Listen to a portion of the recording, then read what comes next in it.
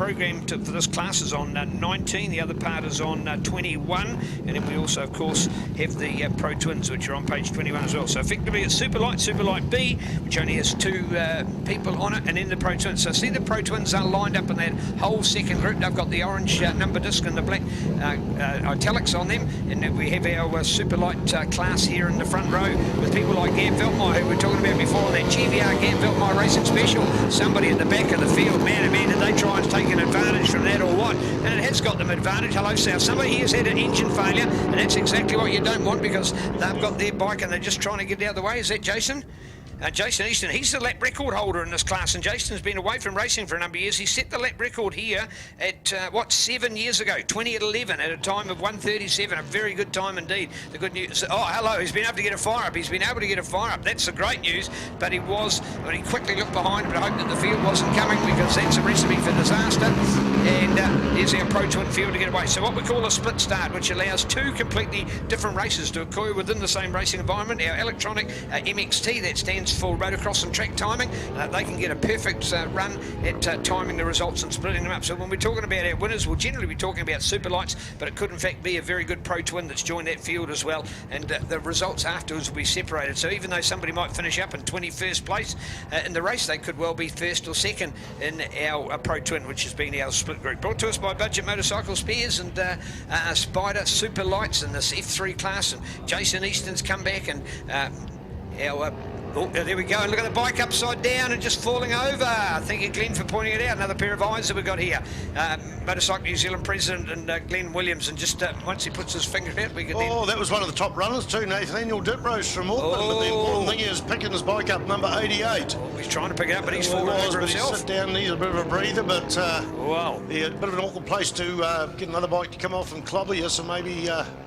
yeah, it's up to him really. Right now, looking along the front straight for the first of the super light bikes. He's going to get a couple of people to come and help, which is good news, because it is right in that precarious position. Exactly where he ends up is where other people could end up too. So the right thing to get that bike out of the way, Spider. So that'll mean that the race can continue and no either yellow flag or red flag. That's good news, good organisation, and good thing about Nathaniel. He was the man, of course, that won the Suzuki Series. Once he does done to his New Zealand Championship, well, that's a serious dent, Spider. He's going to have to do a hell of a lot of winning to fight his way back from going off on the first lap of the first race at the first round here at Ruapuna and the Mike Perro Motorsport Park. It's quite tough with points in New Zealand Superbike Championship. It's been like that for a lot of years. We've got 25 for a win, 20 for a second place, and I think it's 18 or 16. 16 for third. So, and the fact that we've only got 4 rounds is, you know, you can 12 races.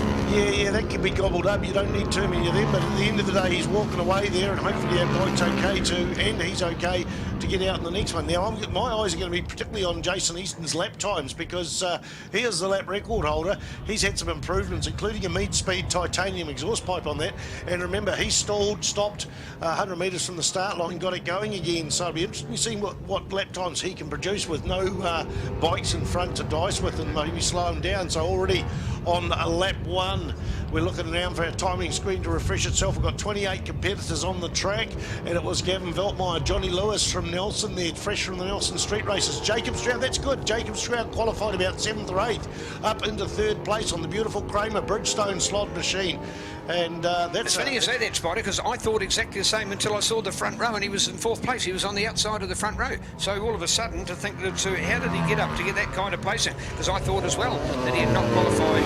Maybe I looked at the first race practices, but it was oh, there it is. No, it is 4th place. 4th, yeah, okay. So I must have looked at the first session there where it was about 8th on that bike, yeah. So anyway, Nathaniel to qualify, and just to notice that that difference in his qualifying, he was 3.035 seconds, to be 3 seconds faster than anybody else in the entire field. That is huge in motorcycle racing terms. So he was by far the front runner of this pack, and to find that his racing's completely disintegrated in those early stages. Spider's looking for a lap time. What are you going to say, Spider? Tell you what, the lap record 1:37.311 in qualifying. The best time for Nathaniel Diprose was a 1:37.173, so 0.2 under. That's pretty outstanding, but of course it does not count as a lap record because it wasn't set in a race. Part of that is it's got to be under race conditions. People often have qualifying tyres, so the only way a lap record can be done is on an actual race.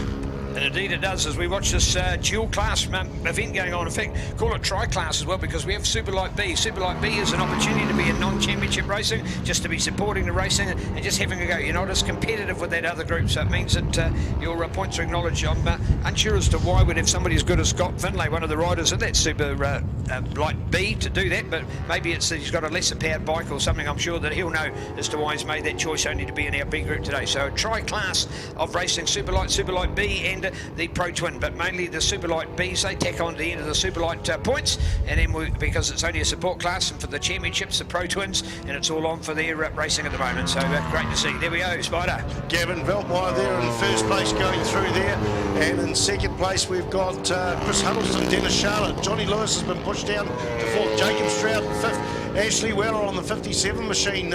He wasn't a happy man this morning. He blew his main motor and only got it sorted out, I think, on Wednesday. He got it on the dyno, and there's definitely a lower spec motor, so hopefully he can get his main motor back in there for next weekend and be a bit more competitive. But still, I think 6 is a good, outstanding show for Ashley Weller, the big man from Invercargill, the logger. And behind him, Scotty Finlay, Richard Markham Barrett, David Rangi.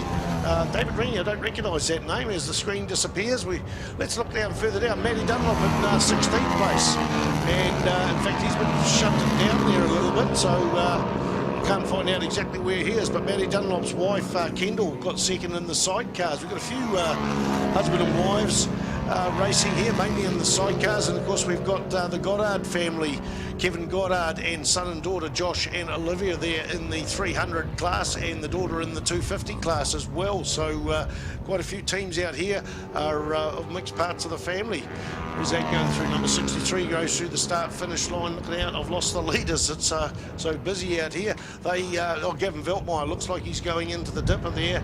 And coming out there on the number 3 bike, a tight battle going on there for second and third place, and that'll be Chris Huddleston on the heels of, in fact, Dennis Charlotte on the heels of Chris Huddleston. Is that the situation there? I can't quite see.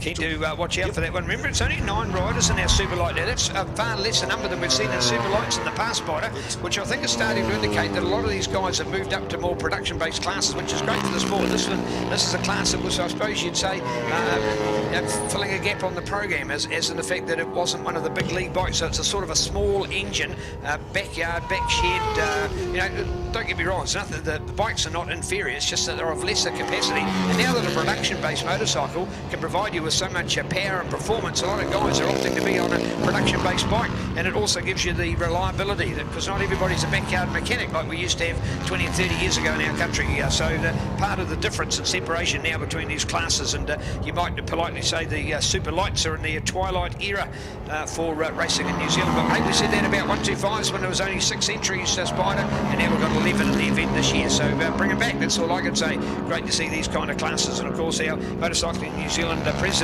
Glenn Williams, a multi-time champion in that lineup as well, so that I'm sure Glenn will be keen to seeing us stay on. And when you've got people like Jason Easter making a comeback, he's been away, his kids have grown up a little bit more. It's I suppose you were to say, in all fairness, he's become a more a surplus to requirement on the farm, that he can get away for weekends, because he has done so much work on the family ranch back on the Manawatu, that now finds him back with his passion of motorcycling. So great to see. Let's look at Jason Easton back in, I think, about 8th place at 1:40.077. He is the fastest man on the track. That is pretty much what I predicted earlier on, with a long time away from the sport, but he's come back out and fitted it like a glove. And so he's moving up through the field. Remember, he was the man that had the engine failure or something going on at the beginning of the race, but has got out. The battle is on for second and third place between Chris Huddleston and Dennis Charlotte. And I think it was Charlotte went through there in second place on the number 15 machine.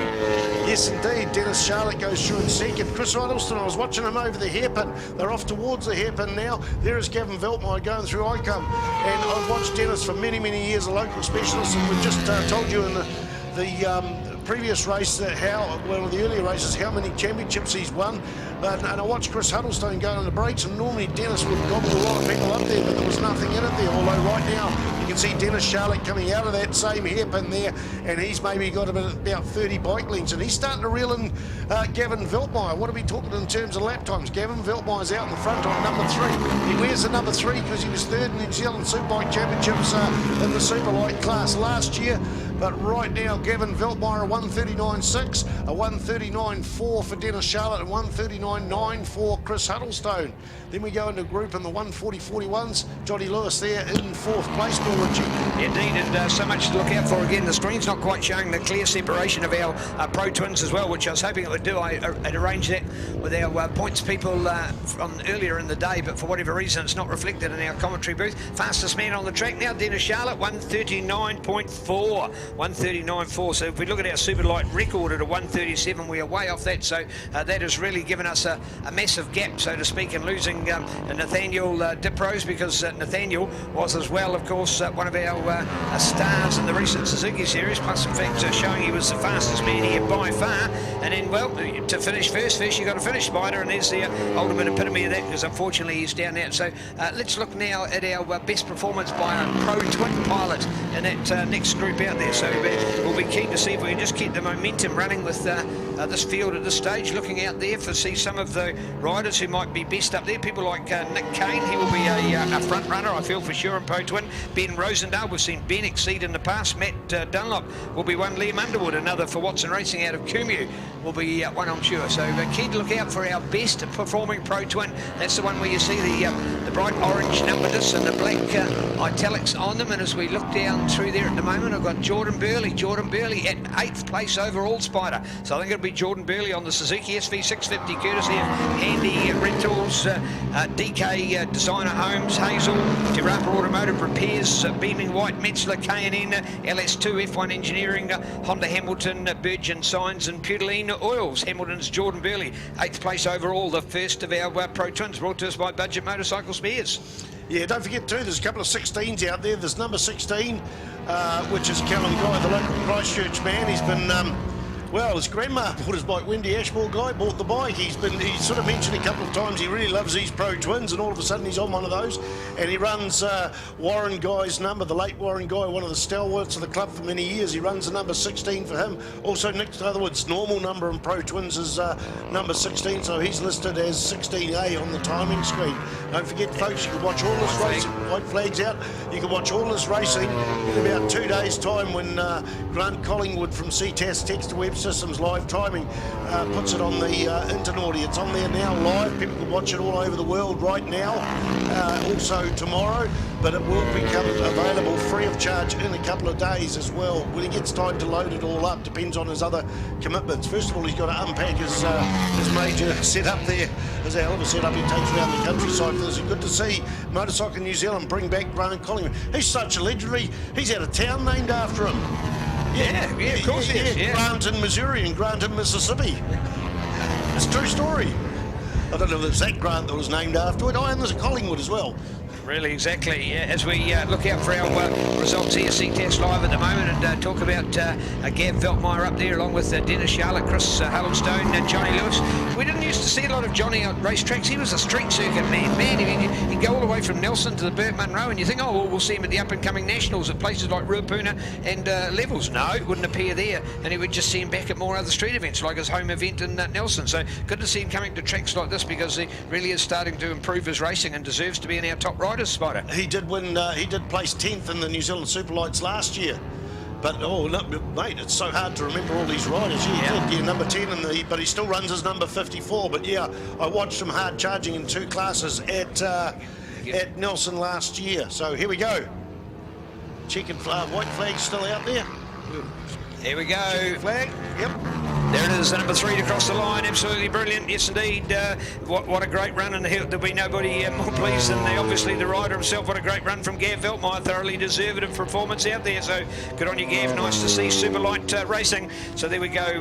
Gav Veltmeyer of Auckland, courtesy of Coleman Suzuki, HJC helmets, DID chain, JT Motul Oil and Pirellis. In fact, that's another point for him. He was a long time other tyre brand man, and he's changed to Pirellis. One of the 3 riders that were significant place performers that have moved moved to Pirelli tyres, and obviously it's helped with his results as well, and he could not believe the difference in the tyre. He thought he had a good enough tyre, he had thought that he had one that was working with him and with his bike, etc.